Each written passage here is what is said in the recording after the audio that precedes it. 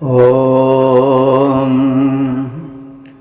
वेद प्रेमियों, सुधी श्रोताओं, संप्रति हम सब ऋग्वेद के दूसरे मंडल के 30वें सूक्त के 7वें मंत्र की व्याख्या में प्रवेश करने जा रहे हैं।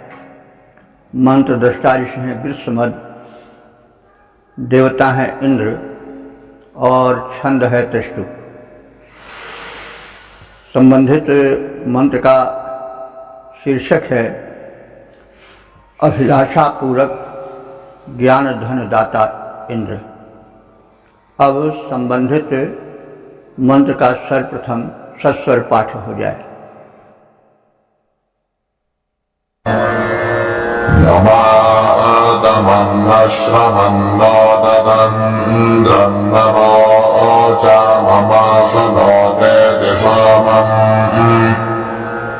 यो मे प्रणाद्यो ददद्यो निबोधाद्यो मा सुन्वन्तमुपगोभिराजत।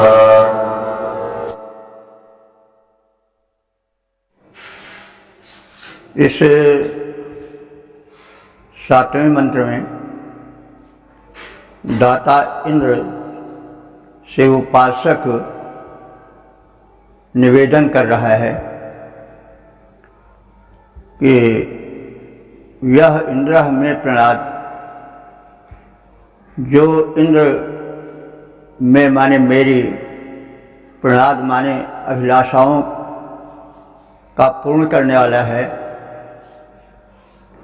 यह ददत, जो मुझे धन देता रहता है। धन का व्यापक अर्थ लेना चाहिए। धन केवल द्रव्य तक ही नहीं, वरन विविध प्रकार की कोटियों के धन जो धन्य कर देता है, उसे समझना चाहिए। तो धन का व्यापक अर्थ लेना आवश्यक है। गोधन, गजधन, बाजधन, विद्याधन, बुद्धिधन, बलधन, चरित्र धन, स्वास्थ्य धन, ये सब धन हैं, क्योंकि जीवन को धन्य करते हैं। तो सदैव धन का, शत्रु का, इन सब का व्यापक अर्थ लेकर चलना चाहिए। तो यह ददत, जो इंद्र हमें विविध प्रकार के धनों को देता रहता है, यह निबोधात, जो हमें ज्ञान देता रहता है। ज्ञान का अर्थ होता सूझबूझ। सब कुछ रहे लेकिन सूझबूझ न रहे, सूक्ष्मदर्शी दिव्य विचारधारा न रहे, तो फिर सब धन जो हैं वे विपरीत फल भी दे सकते हैं। तो इसलिए सब धनों को संयमित और सुरक्षित रखने के लिए ज्ञान धन की परम आवश्यकता है। तो सब धनों की याचना के पश्चात उपासक कहता है कि वह इंद्र निबोधात हमें ज्ञान धन देता रहता है और ज्ञान धन दे।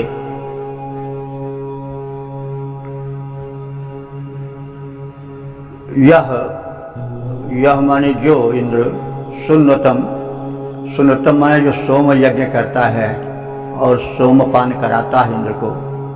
तो सोम का भी व्यापक अर्थ लेना चाहिए। हम समय समय पर सोम की परिभाषा करते रहे हैं। वह एक पोषक आहार तो ही है, साथ ही साथ जितना पोषकत्व, जितना कल्याणप्रद सौम्य भाव है, तो आहार तो तन को भी चाहिए, मन को भी चाहिए, समस्त इंद्रियों को चाहिए। तो वे सात्विक हों तभी कार्य करता है। नहीं तो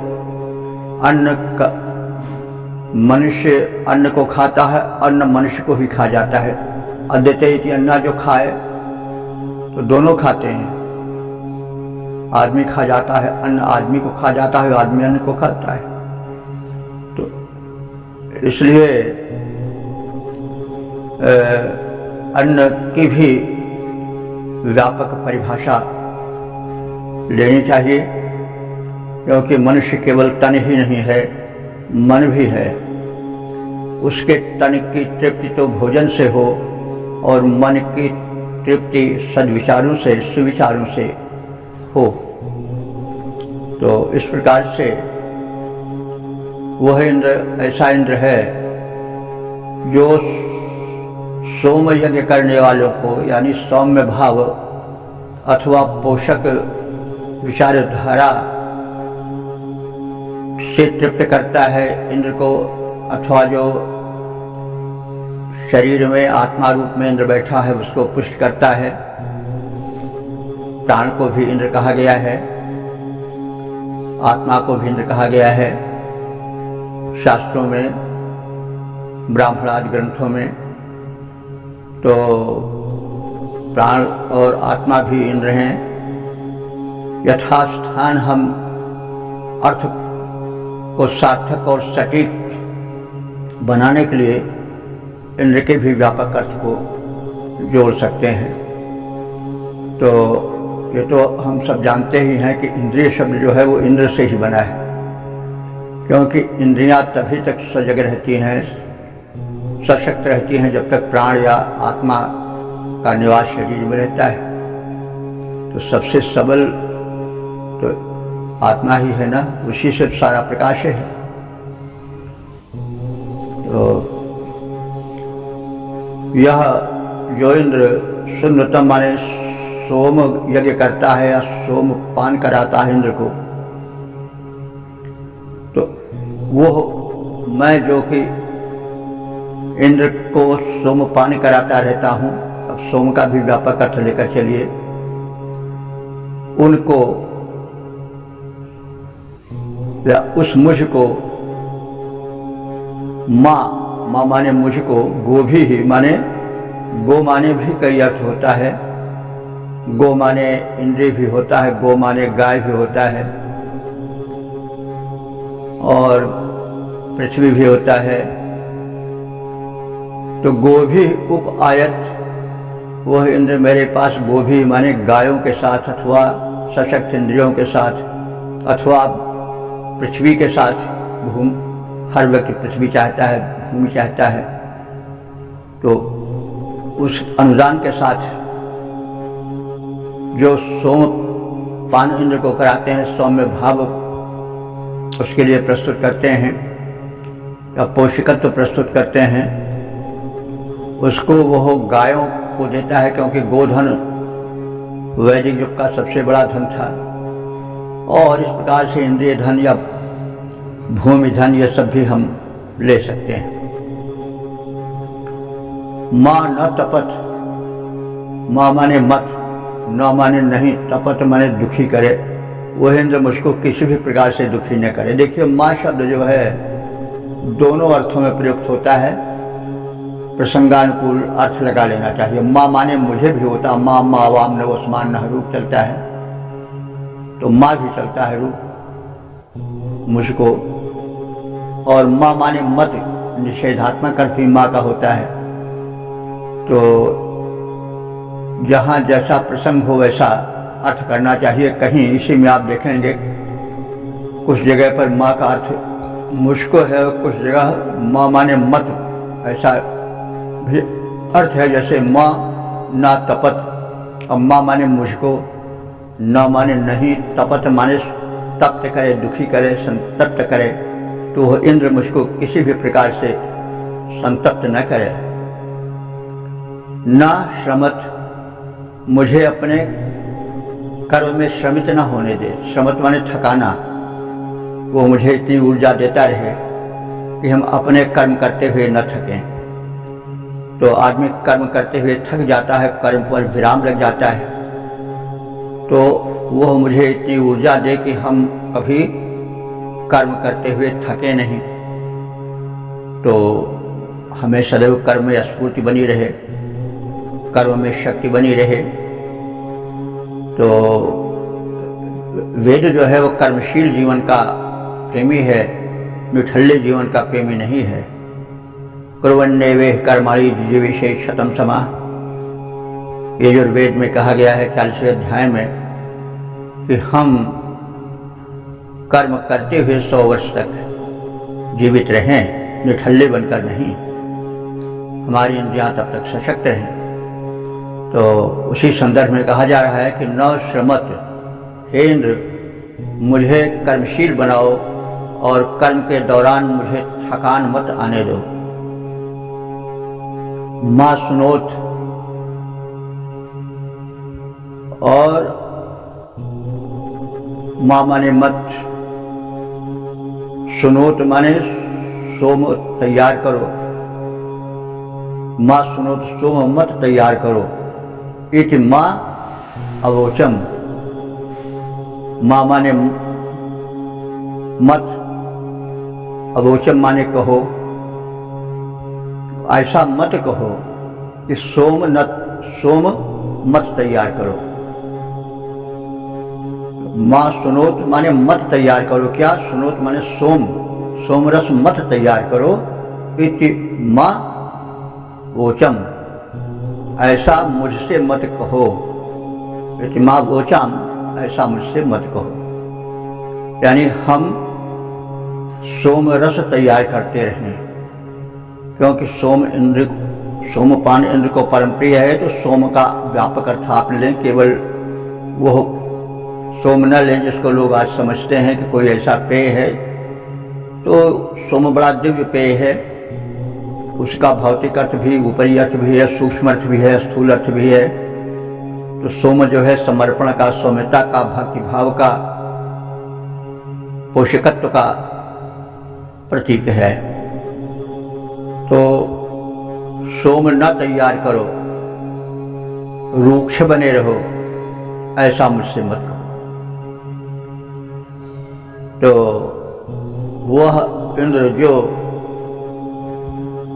मुझ उपासक की अभिलाषाओं को पूरी करने वाला है, जो सभी कोटियों के धनों को देने वाला है, जो ज्ञान दाता है, और जो सोम तैयार करने वाले मुझ उपासक के पास गोधन को लेकर अथवा इंद्रियों में सशक्ति का धन लेकर के अथवा भूमि का उपहार लेकर के आता है, ऐसा इंद्र मुझे दुखी न बनाए, मैं खिन्न जीवन न बिता सकूं, मैं शांत न हूं, यानी कर्म करने में भी कभी थकूं नहीं, मुझे कर्म के प्रति रोचकता बनी रहे और श्रमशीलता बनी रहे, उत्साह बनी रहे, थकान का अनुभव न हो, ऊर्जस्वल बना रहूं मैं, ऐसी परिस्थिति पैदा करो। मैं भी किसी से महान यह न कहूं, मैं किसी से यह न कहूं कि सोम मत तैयार करो, यानी मैं सदैव सौम्य भाव अथवा पोषक वस्तुओं से संबंध बनाए रखूं, उसका ऊर्जस्वल पदार्थों का, पौष्टिक पदार्थों का सेवन करूं और दूसरों को सेवन कराऊं। और कोई ऐसा मुझसे मत कहे कि ऐसे पदार्थ, ऐसे भाव मत रखो, यानी सौम्य भाव मत रखो, ऐसा मुझसे कोई न कहे। क्योंकि बहुत लोग कहते हैं कि अरे ये सब कुछ जरा टेढ़े रहो तभी संसार ठीक रहेगा। कहते नहीं कि सूझ जान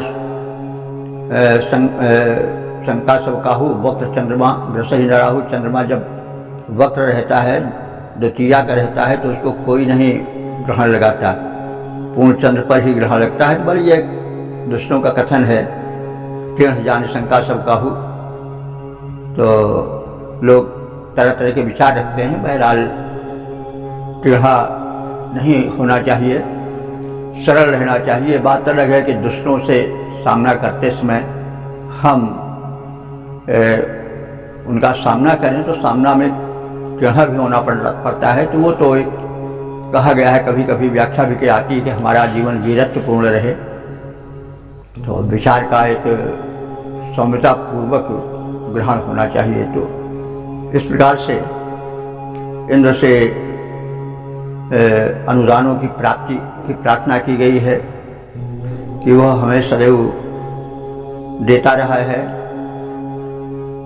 अब तक तो निभाया है, आगे भी निभा देना वाली बात है इसमें। तो इंद्र तुम हमें हमेशा से आश्रय देते रहे हो, धन समृद्धि देते रहे हो। हम जब तुम्हें सोम रस प्रदान करते हैं तो तुम हमें गोधन से युक्त करते हो, और मैं जीवन की यह प्रक्रिया सदैव चालू रखूं, कभी विराम न लूं, और यह मुझसे न कहा जाए कि सोम मत तैयार करो, यानी सौम्य भाव न रखो, या पोषकत्व वाले पदार्थ मत रखो, ऐसा कोई मुझसे न कहे। पद रूपांतरण देखें। जो इंद्र हमारी इच्छाओं को पूरी करता जाता है, जो ज्ञान और धन दाता है, गायों को लेकर आता है, वह इंद्र न मुझको दुखी करे, वह इंद्र न मुझको दुखी करे, आलस्य न मुझ में उपजाए, मत करो सोम तैयार, न मेरे द्वारा कभी कहा जाए। ओम वेद प्रेमियों, सुधी श्रोताओं, संप्रति हम सब ऋग्वेद के दूसरे मंडल के 30वें सूक्त के 8वें मंत्र की व्याख्या में प्रवेश करने जा रहे हैं। मंत्र दृष्टा ऋग्वेद समझ हैं। इसमें 2 देवता हैं। मंत्र के पूर्वार्ध में सरस्वती देवी हैं और उत्तरार्ध में इंद्र देवता है। छंद त्रिष्टुप है और प्रतिपाद्य है कि देवी सरस्वती और देव इंद्र दानवी शक्ति के विनाश की प्रेरणा हमें दें और स्वयं दानवी शक्तियों का विनाश करें। अब संबंधित मंत्र का सर्वप्रथम सस्वर पाठ हो जाए। सरस्वती त्वमस्मान् अविद्यमनुत्पदे दृशति देशि शत्रून् त्यञ्चिच्चर्दन् दन्दभिषेदमानमिन्द्रो हन्ति वृषभं चण्डिकानाम्।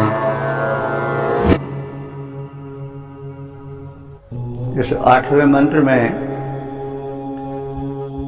सरस्वती देवी की प्रार्थना है।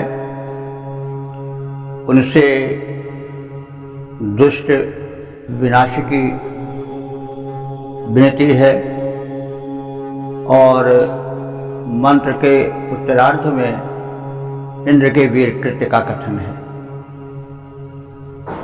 तो मंत्र के पूर्वार्ध में ऋषि निवेदन करता है सरस्वती से। सरस्वती ऋग्वेद की नारी शक्तियों में, देवियों में प्रमुख हैं। तो ये शाश्वत देवी हैं, बुद्धि की अधिष्ठात्री हैं, और बुद्धि बल ही मानव का सबसे बड़ा बल है।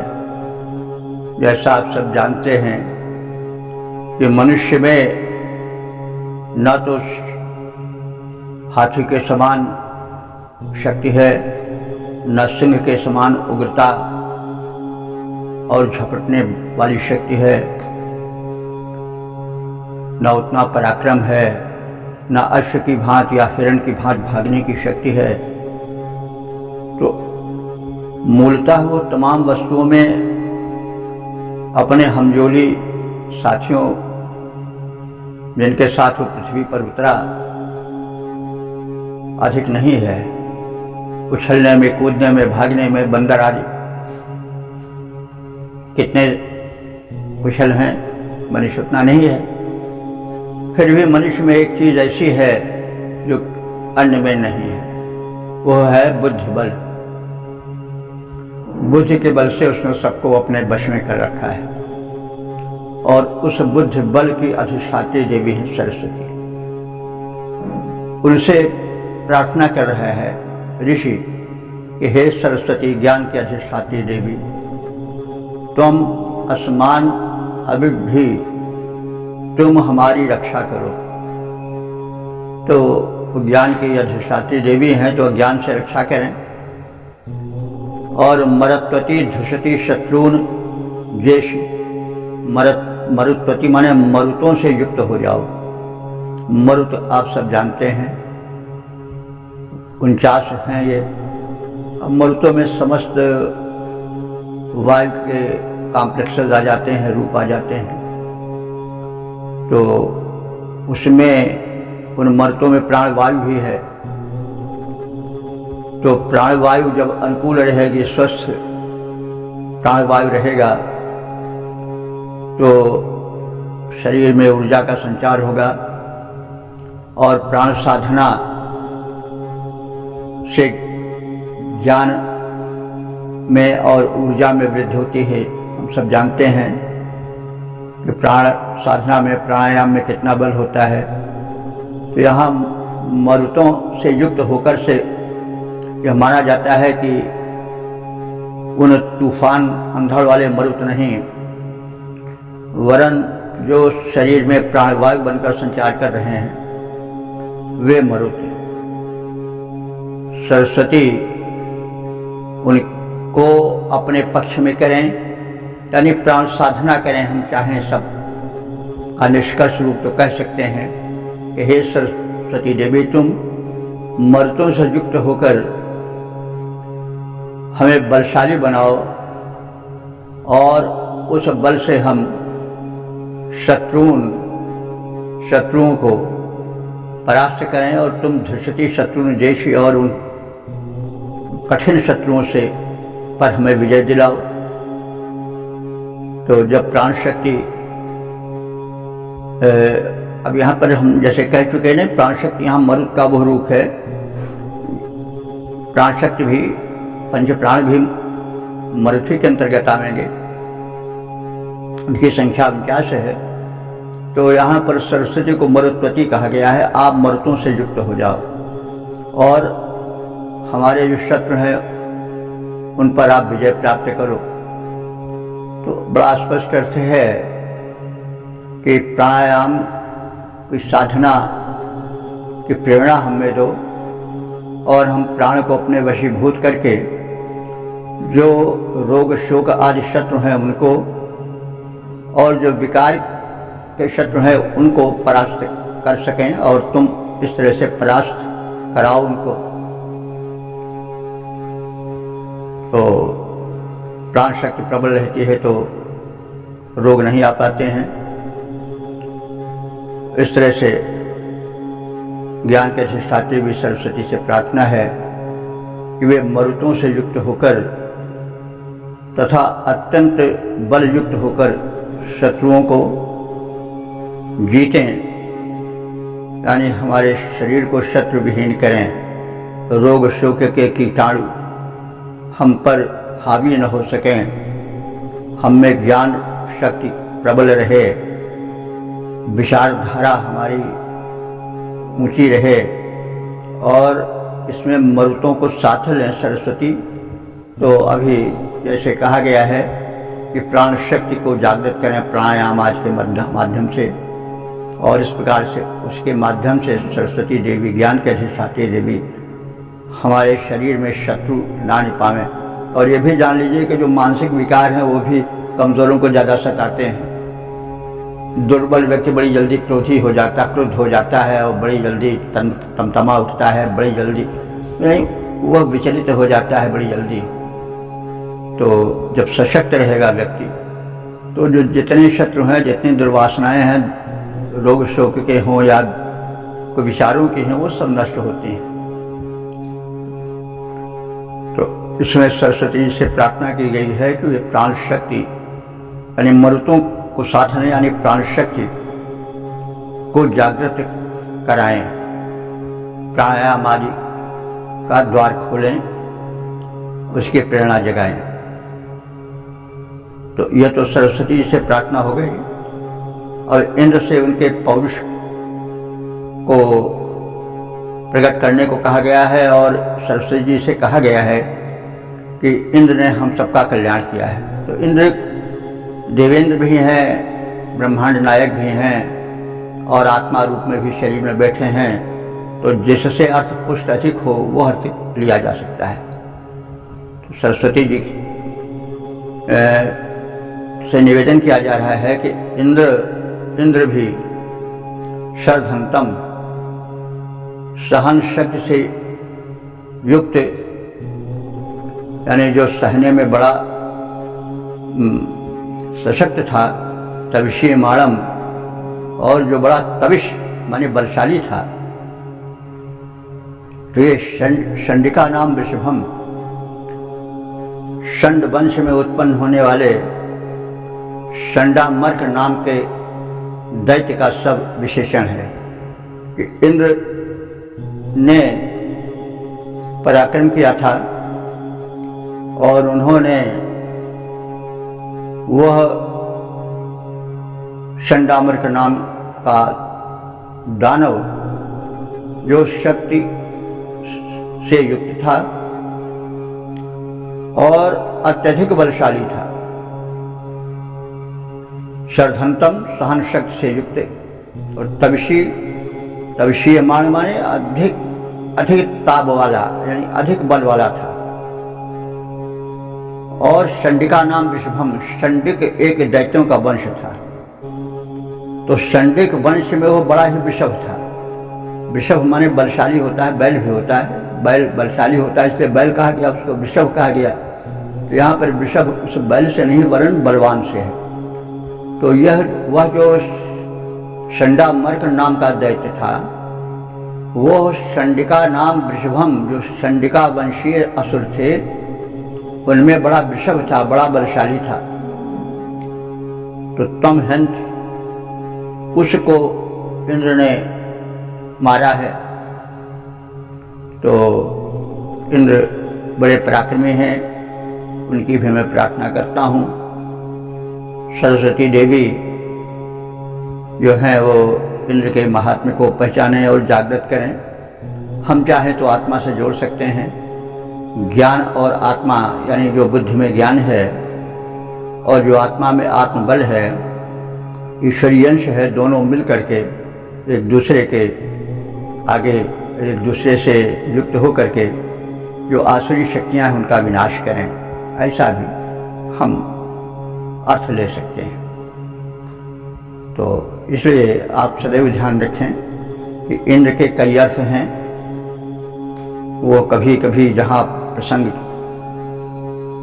जैसा हो, परब्रह्म परमात्मा से भी लिया जा सकता है, देव विशेष से भी लिया जा सकता है, वृष्ट के अधिष्ठाता देव से भी लिया जा सकता है, वज्रधर से भी लिया जा सकता है, और आत्मा से भी उसको जोड़ करके लिया जा सकता है।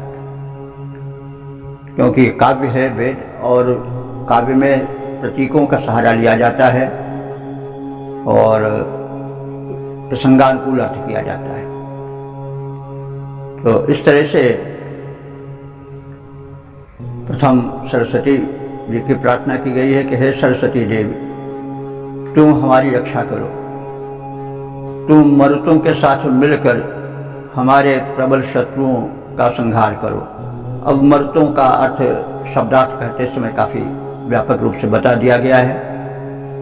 प्राणायाम के शक्ति द्वारा शरीर को पुष्ट करने की बात है, तो मरुत उस प्राण शक्ति के रूप में यहाँ द्रष्टव्य हैं। तो मरुतों के साथ मिलकर हमारे प्रबल शत्रुओं का संहार करो।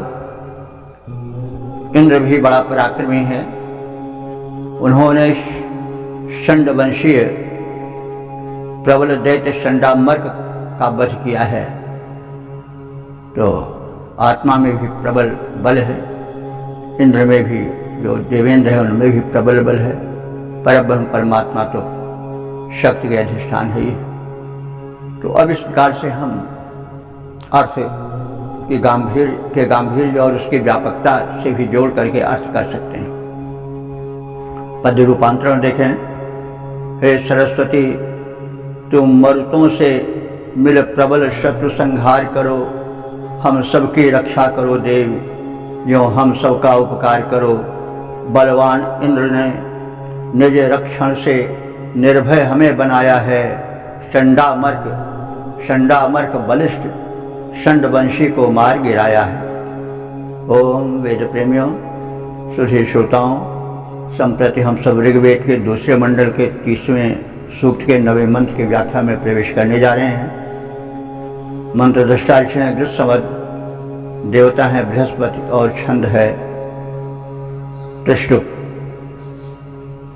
तो प्रतिपाद्य है बृहस्पति से शत्रु नाश की प्रार्थना। अब संबंधित मंत्र का सर्वप्रथम सस्वर पाठ हो जाए। नस्सनत्य उतमा आजिघत्नरभिख्याजतन्विगितेन विद्या बृहस्पत आजुधैर्जयसि शत्रून् गृहैरीशन्दं परिधेहि राजन्।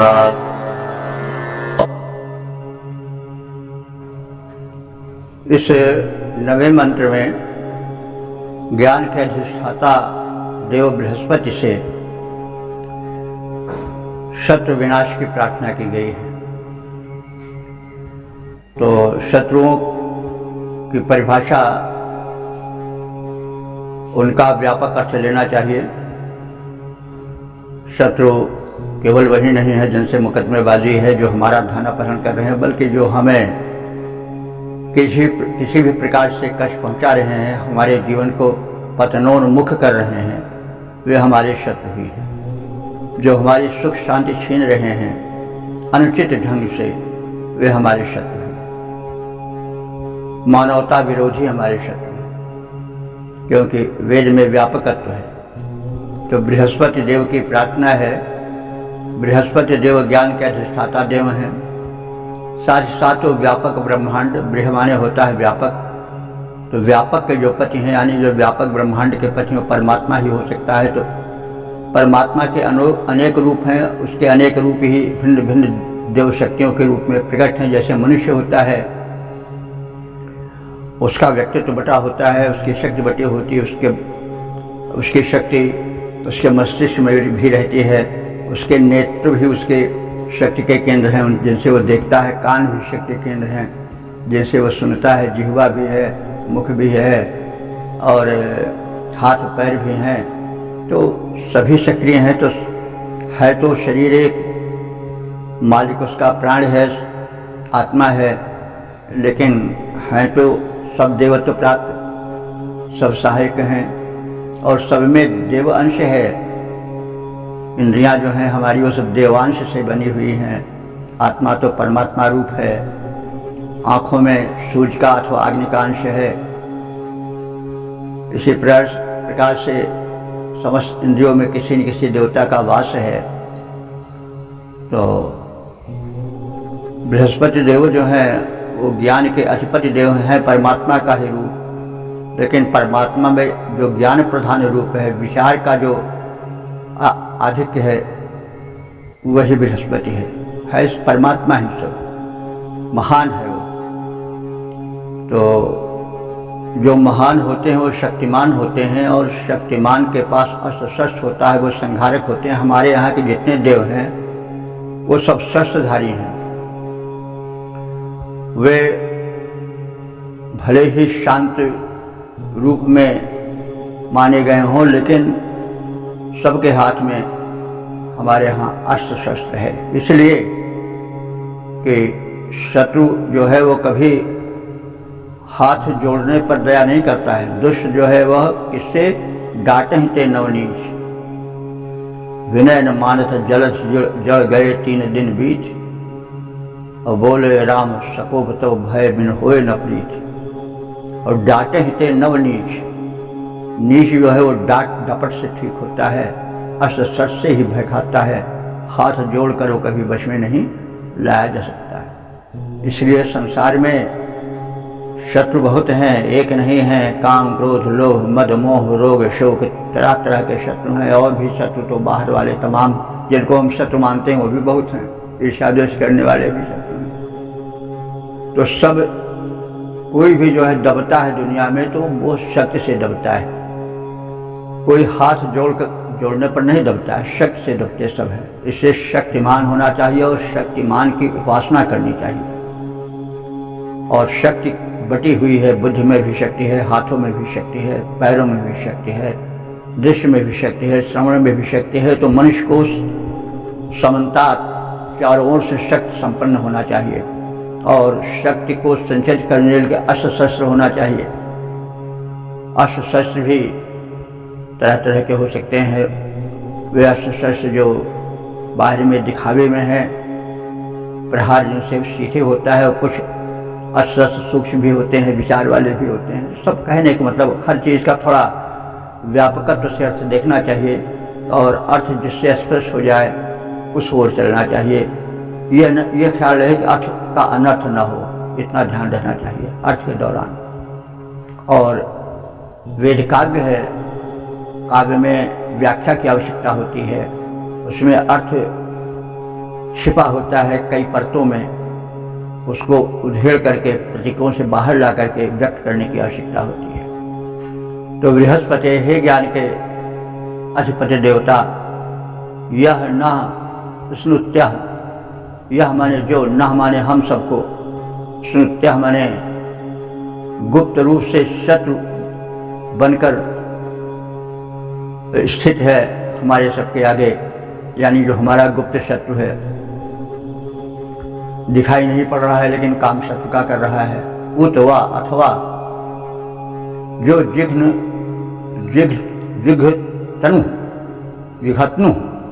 अथवा जो हमारा वध करना चाहता है। विघतनु, जो विघतनु है यानी हमारे वध का इच्छुक है। तम अभिख्याय त्रिगितेन विद्ध, तम माने उसको, यानी जो हमारा वध इच्छुक है अथवा हमारा अनिष्ट करना चाहता है, उसको अभिख्याय माने बता करके, अर्थात ललकार करके। तुम तिग्मितेन अस्त्रेण विद्ध, तीव्र से तीव्रतम अस्त्रों से बींध डालो। आयुधै, और आयुध माने अस्त्रों द्वारा, और अस्त्रों द्वारा शत्रुन जैसे, हमारे शत्रुओं को पराजित करके उन पर विजय प्राप्त करो और कराओ। राजन, हे सुशोभित शोभन शासक स्वरूप राजा बृहस्पति, द्रुहे ऋषंतम परिधेय, जो द्रोहे माने द्रोह करने वाले हैं, ईर्ष्यालु हैं, हमारा पथ अवरुद्ध करके खड़े हुए हैं, उनको ऋषंतम परिधेय, अपने प्रहारक अस्त्रों से, हिंसक अस्त्रों से, परिधेय माने पराजित कर दो, उनको भूमि पर मार करके लिटा दो।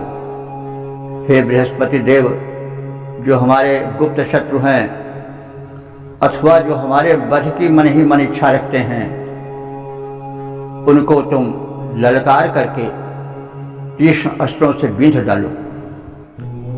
हिंसक हत्यारों पर अपने तीक्ष्ण अस्त्रों को चलाओ और हमारी सर्वभावेन रक्षा करो। पद रूपांतरण देखें, जो गुप्त शत्रुता रखता, हे बृहस्पति देव, जो गुप्त शत्रुता रखता या जो कि बधेच्छुक हमारा, उसको ललकारो, उसको ललकारो, मारो तीखे अस्त्रों के द्वारा।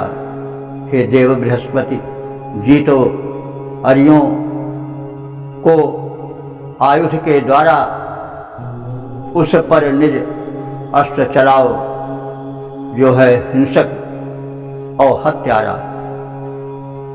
ओम वेद प्रेमियों सुधी श्रोताओं, संप्रति हम सब ऋग्वेद के दूसरे मंडल के 30वें सूक्त के 10वें मंत्र की व्याख्या में प्रवेश करने जा रहे हैं। मंत्र दृष्टारिष्ट हैं, ग्रीष्मद देवता हैं इंद्र और छंद है त्रिष्टुप। प्रतिपाद्य है इंद्र से शत्रु वध करने की प्रार्थना। अब संबंधित मंत्र का सर्वप्रथम सस्वर पाठ हो गया है। अस्मादेभ्यः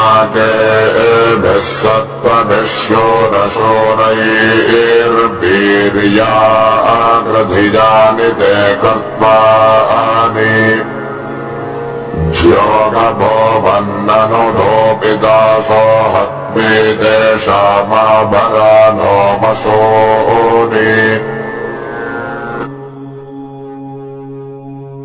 इस 10वें मंत्र में इंद्र से प्रार्थना है कि हमारे जो शत्रु हैं, बाधक हैं, चाहे आंतरिक हों चाहे बाह्य हों, उनका विनाश होना चाहिए। हमारे जो सहायक शूरवीर हैं उनके साथ आप हमारे शत्रु मंडल का विनाश करो। तो शूर, हे शूरवीर इंद्र, अस्माके भी सत्व भी शूरई। अस्माके माने हमारे, सत्व भी शूरई, जो सत्व माने पराक्रमी वीर हैं हमारे पक्ष के, उनके साथ रहकर यानी ते कर्तवानी, जो तेरे द्वारा करने योग्य रक्षण कर्म है, तद माने उसे वीर्याम कृषि पराक्रम पूर्वक करो। तात्पर्य है कि जो अनेक शत्रु हमारे हैं, चाहे बाहर के हों चाहे भीतर के हों, उनको पराजित करने के लिए हमारे पास भी अपने सहायक हैं। वे भिन्न भिन्न हो सकते हैं, रंग क्षेत्र में भी हो सकते हैं, भौतिक जगत में और आंतरिक जगत में भी जो हमारे शत्रु हैं उनसे निपटने के लिए सद्विचार रूपी सेना हो सकती है। हमारे हो सकते हैं विचार, क्षमा, दया, समता, जोरे, धैर्य, साहस और जो सात्विकता है, दृढ़ निश्चय है, वे सब हमारे भी वीर हैं। वे लेकिन वे आपकी सहायता की अपेक्षा रखते हैं, क्योंकि शत्रु दल प्रायः बड़े प्रबल होते हैं। राक्षस जो थे, दैत्य जो थे, वो देवों से कुछ कम ताकतवर नहीं थे। इसलिए तो जो श्रेष्ठ देव हैं उनसे सहायता मांगनी पड़ी देवताओं को हमेशा। तो अपने भी सैनिक रहने चाहिए। तो हमारे सैनिक भी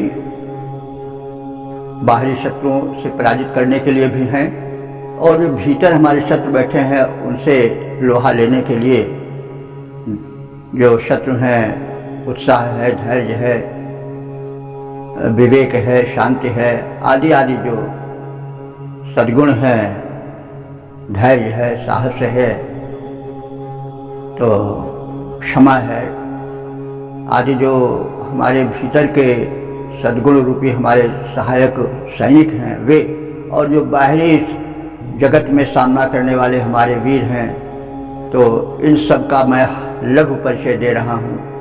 आप आवें और उनके साथ मिल करके हमारा कल्याण करें। अब देखिए, यहाँ पर स्वावलंबन की भावना झलकती है। केवल भगवान के ही सहारे मत बैठो, क्योंकि God helps those who help themselves. तो जो अपनी सहायता करते हैं उन्हीं की सहायता भगवान भी करते हैं। दैव दैवाल से पुकारा, भगवान रक्षा करें। भगवान ऐसे ही मुफ्त के किसी के नौकर चाकर नहीं है, कोई दौड़ पड़े। आप अपने को उस योग्य बनाओ, पात्रता लाओ, तो भगवान की सहायता मिलेगी। ऐसे नहीं अजगर करें चाकरी, पंछी करें न काम। दास मलूका कहवे सबके दाता राम, ऐसे राम नहीं देते हैं किसी को। आप काम करो, राम को याद करो, तब आराम मिलेगा, तब मिलेगा।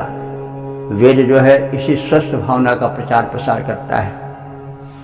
न केवल भगवान का ही सहारा पर्याप्त है और न केवल अपना ही सहारा पर्याप्त है। हम स्वयं अपने सहायक बने, श्रम करें, आत्मबल बढ़ावें और परमात्मा बल का भी आश्रय लें। तभी जीवन यात्रा चल पावेगी, तभी जीवन संग्राम में विजय हो पावेगी। इस भाव को केंद्र में रख करके अर्थ करें तो सब स्पष्ट होगा, अर्थ का शिवत्व प्रतीत होगा।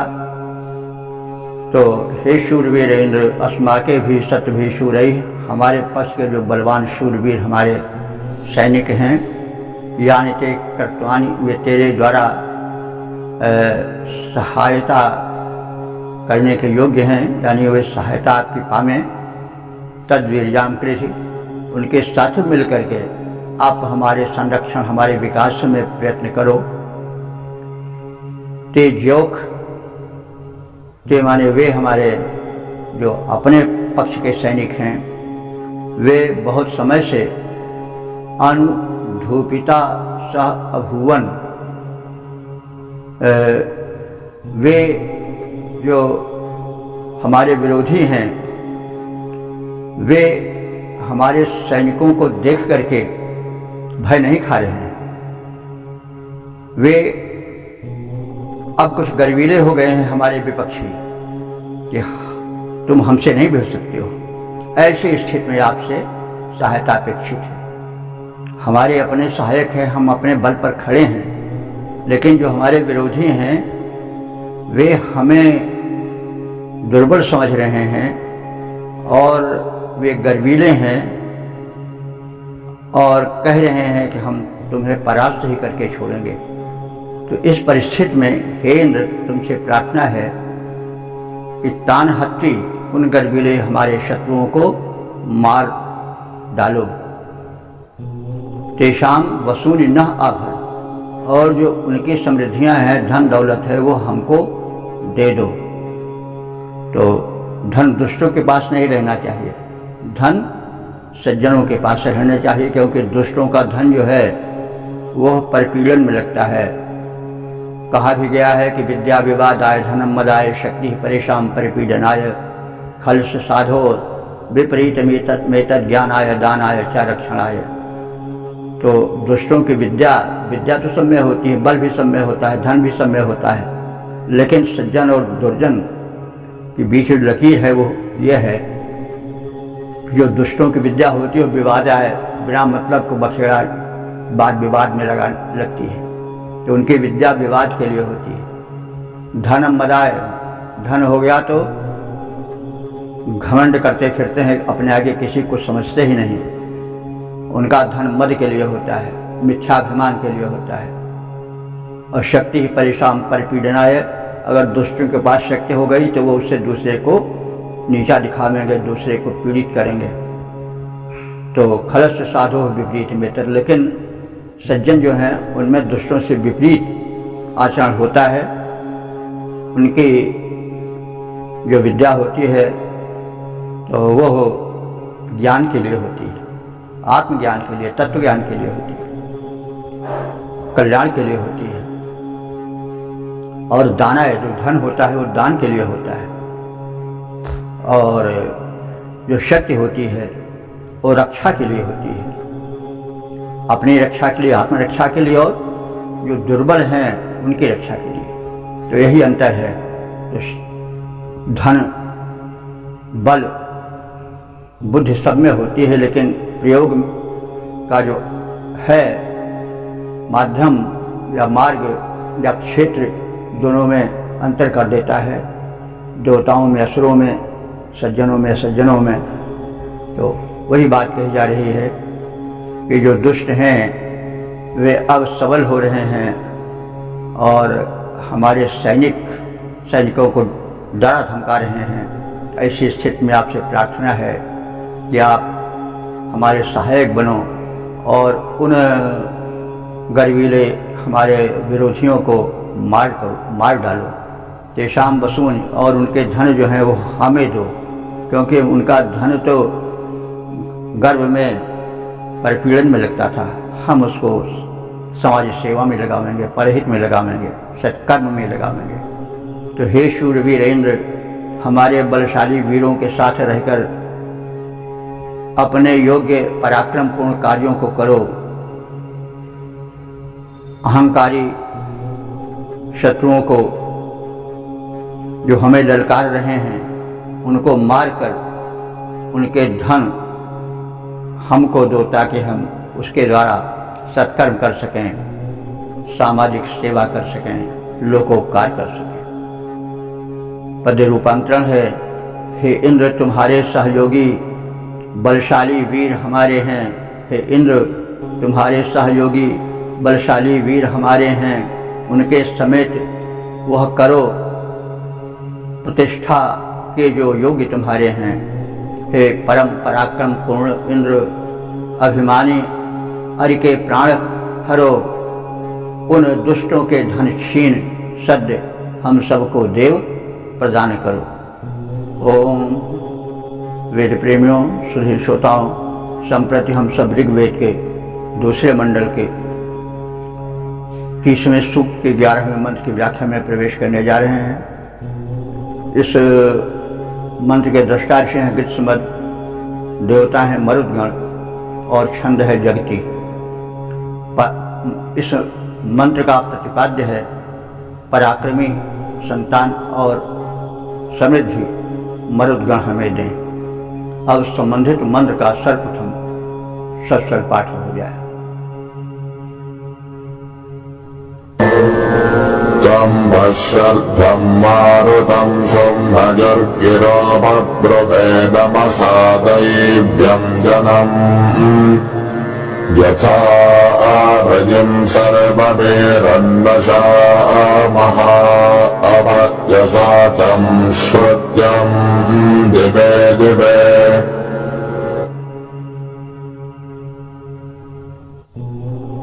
यह 11वां मंत्र इस सूक्त का समापन वाला मंत्र है। इसमें मरुदगणों से प्रार्थना की गई है कि वे हमारे जीवन में बाधा पहुंचाने वाले, हमारे प्रगति के अवरोधक शत्रुओं का, कुतत्वों का विनाश करें, हमें सुखी परिवार दें और हमारे संतानें जो हैं वह योग्य हों, यशस्वी हों और हमें समृद्धि भी दें। तो मरुदगण के विषय में हम जहाँ प्रकरण आया है वहाँ पर व्यापक परिभाषा किए हैं, तो फिर भी थोड़ा सा बता दे रहे हैं ताकि स्मृति जागृत हो जाए कि मरुदगण इंद्र के प्रमुख सहायक हैं और इंद्र के विषय में आप लोग जान ही चुके हैं। तो मरुद जो है वो संख्या में 49 हैं। इनके 7 के 7 गण हैं, 7 संख्यक 7 गण हैं। तो मरुद के अंतर्गत वायु के जितने प्रारूप हैं वे सब आ जाते हैं। वायु, मानसून भी वायु है, आंधी तूफान वात्या चक्र सब वायु के पवनी या मरुद के ही रूप हैं। आंधी तूफान सब मरुद के ही रूप हैं। शीतल मंद सुगंध समीर भी पवन का ही रूप है। हमारे शरीर में प्राण वायु बनकर मरुद देवता ही रहते हैं। वे प्राण अपान व्यान समान उदान के रूप में व्याप्त हैं और जब तक वो शरीर में रहते हैं तब तक जीवन रहता है। मरुद देवता निकल गए, प्राण देवता चले गए, शरीर तो मिट्टी का हो जाता है, घृण हो जाता है, किसी काम का नहीं रह जाता है। तो मरुद की महिमा हम जान सकते हैं, कुछ कहने की आवश्यकता नहीं, पहले भी कहा जा चुका है। तो मरुद बहुत ही महत्वपूर्ण देवता हैं। हमारे वाह जीवन में भी उनके बिना सृष्टि नहीं रहेगी, हम नहीं रह सकेंगे और हमारे आंतरिक जीवन में भी, हमारे शरीर में भी वो प्राण वायु बनकर के, शक्ति बनकर के, ऊर्जा बनकर के संचरित हो रहे हैं। प्राण शक्ति प्राण बनकर वे विद्यमान हैं। तो वे जब तक प्रबल रहते हैं, जब तक पुष्ट रहते हैं, जब तक उनकी कृपा रहती है शरीर में, तब तक रोग शोक जरा मरण कष्ट नहीं दे पाते हैं, और जब वे प्रतिकूल हो जाते हैं तो जीवन भार हो जाता है। तो इन्हीं सब बातों को ध्यान में रख करके उनके देवत्व पक्ष का यहाँ पर संक्षिप्त उद्घाटन किया गया है और उनसे सुखी स्वस्थ जीवन की कामना की गई है और उनकी प्रशंसा की गई है और यह याचना की गई है कि हम ही नहीं, हमारा जो पुत्र पौत्रों के रूप में विस्तृत परिवार है वो भी आपकी कृपा को पाकर प्रगतिशील बने। तो वह ये मरुतों को संबोधित करके कहा जा रहा है कि हे मरुदगणों, तो वह माने तुम्हारे दैव्यम जन्म, तुम जो हो तेजस्वी हो, और शर्ध माने होता है शक्तिशाली। तुम तेजस्वी हो और शक्तिशाली हो। तुम्हारा गण जो है, समूह जो है वो तेजस्वी है और शर्ध माने शक्तिशाली है। सुमनयुः,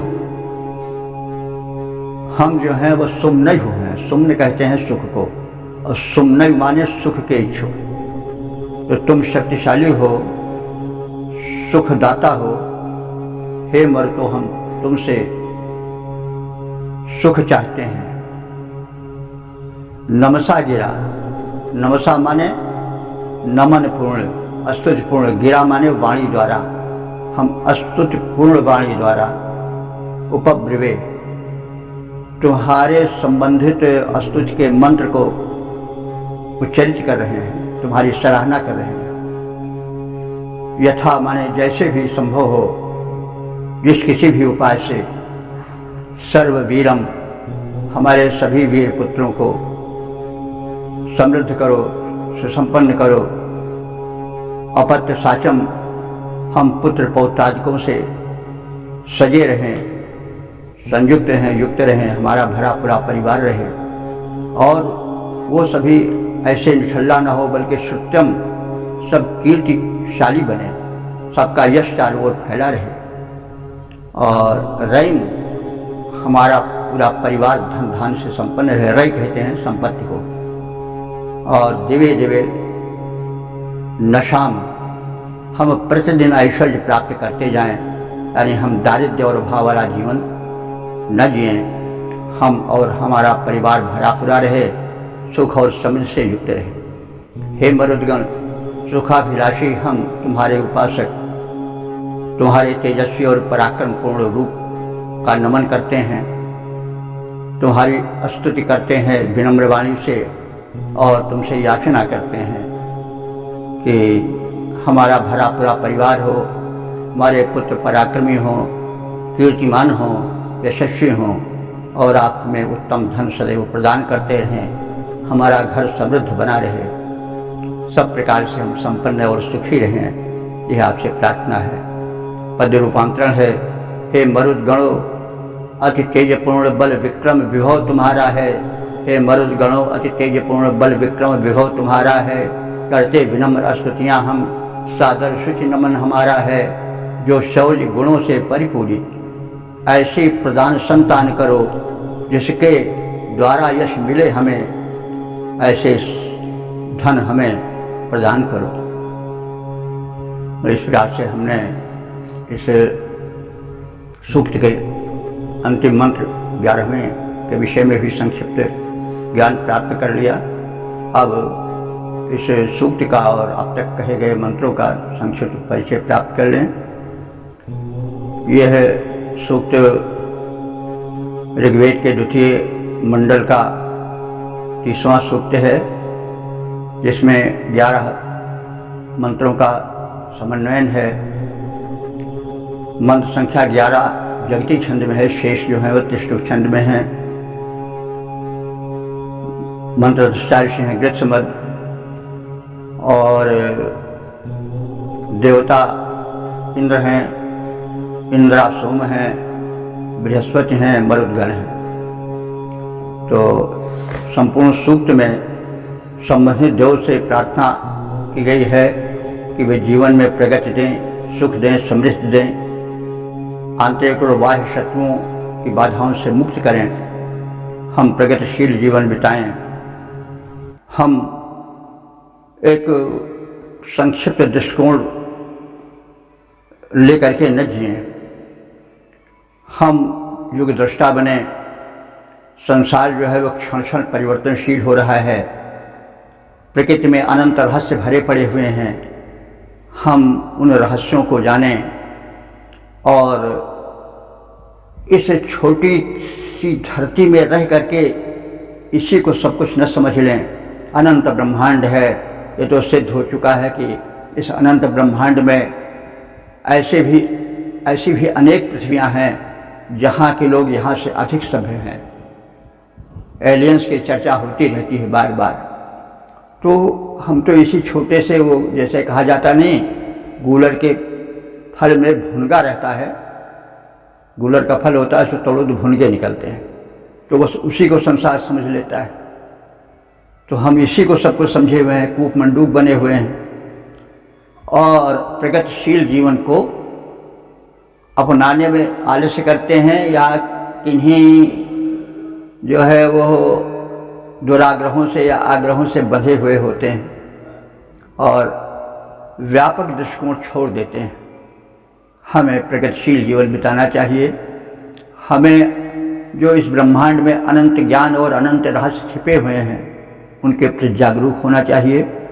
एक सुख समृद्ध युक्त परिवार से, समृद्ध से युक्त जीवन बिताना चाहिए और तदर्थ दिव्य देवों से प्रार्थना करते रहनी चाहिए, क्योंकि मनुष्य शक्तिशाली है। परमात्मा ने उसको इस पृथ्वी में जो सृष्टि है सब में श्रेष्ठ बनाया है, लेकिन फिर भी वो दुर्बलता की खान है।